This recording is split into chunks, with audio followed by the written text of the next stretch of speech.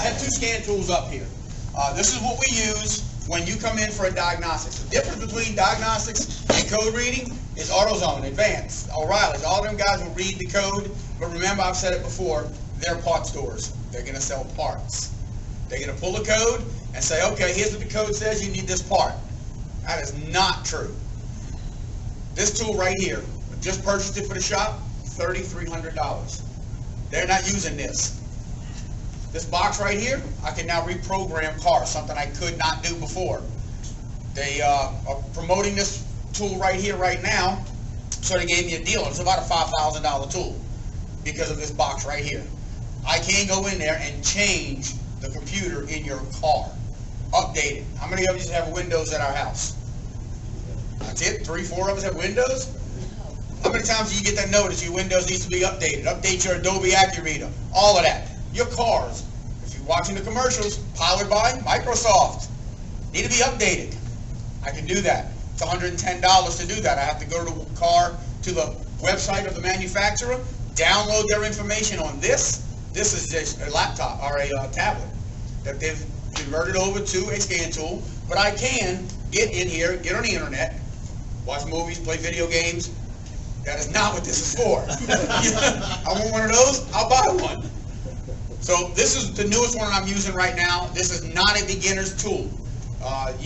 Nobody can come in the shop and just pick one up and start going, oh, I can use this. No, you better know what you're doing when you're using this one because it does not give tutorials. This one, I think the battery did die in this one. Yeah, it did. This one has tutorials. This one's $13,000. Whoa. It is expensive to be a technician. On the back, this does everything that one does, except this one does not program the cars. I did not buy that option. Not on this one.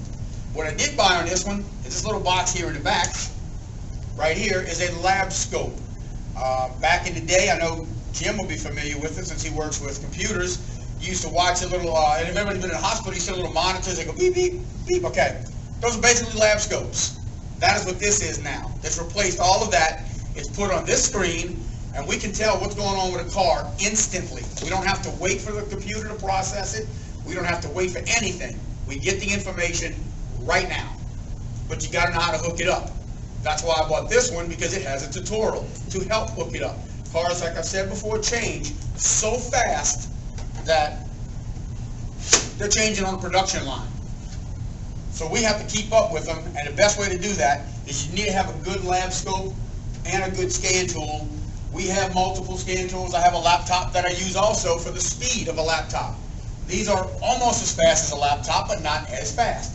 Each one has their limitations. You got to find what they are, find something to cover what they don't. So I have a lot of overlapping technology layered on top of it. If one can't talk to a car, I'll break out another one. I'm going to talk to that car. It's going to tell me what's going on. I will squeeze it out of it. You will talk.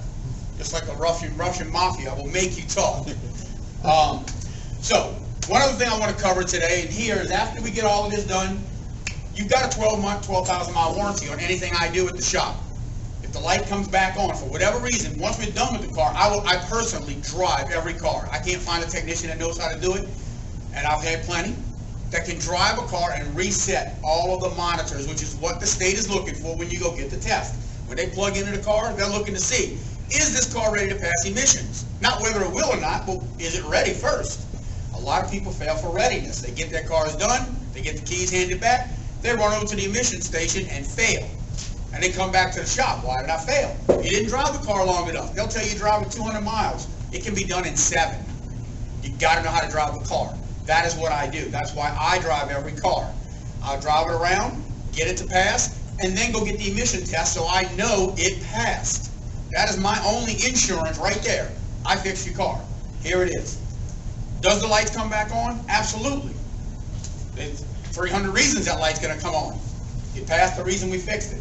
But if it comes back on, I will check that car again, not charge for the diagnostics, and let you know if we do need to spend any more time in repairs. So, the last thing I do want to cover is everybody's got a cell phone. Quickly, jump on the internet. Go. Jump on the internet. We're really going to do this. And go to automotiveblessings.com. That is my website.